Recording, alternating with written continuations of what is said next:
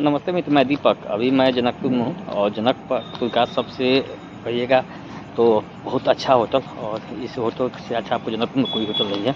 तो मैं इस यात्री निवास, इसे सॉल्टी भी कहते हैं, मिथिला यात्री निवास, तो मैं उस होटल का रिव्यू आपको दिखाने जा रहा हूँ। तो अभी तक मेरे चैनल को सब्सक्राइब नहीं किया तो सब्सक्राइब करिएगा, मेरे वीडियो में बने रहिएगा। मैं ठीक उसी होटल में हूँ और मैं आपको दिखाने जा रहा हूँ इस होटल के मुख्य गेट। होटल का मुख्य गेट हो गया जो मेन गेट, और मैं मेन गेट से आपको प्रवेश कर रहा हूँ। ठीक है, होटल का बाहरी आपको भाग है और मैं बाहरी होटल का पूरे दृश्य दिखा रहा हूँ। और ये बहुत ही व्यवस्थित होटल है। मैं इस वीडियो के मार्फत से आपको होटल में भी प्रवेश कर रहा हूँ। आपको बीच मैं गेट के पास में पहुँच रहा हूँ इस होटल के मार्फत से, वीडियो के मार्फत से। अभी मैं ठीक गेट पे पहुँचा हूँ। आप भी देख रहे हैं मेरे वीडियो में मेरा मिथिला यात्री निवास। ये होटल का ठीक बाहरी भाग है और बाहरी भाग में दिखा रहा हूँ आपको।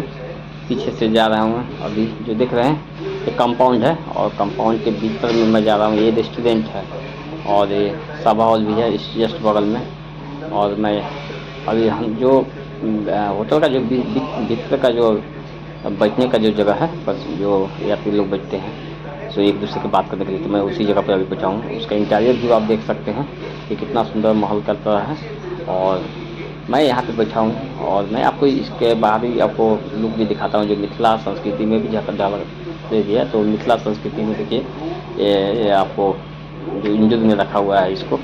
और मैं ऊपर वाला भी चलते हैं, सेकंड फ्लोर थर्ड फ्लोर भी दिखाने चलता हूँ।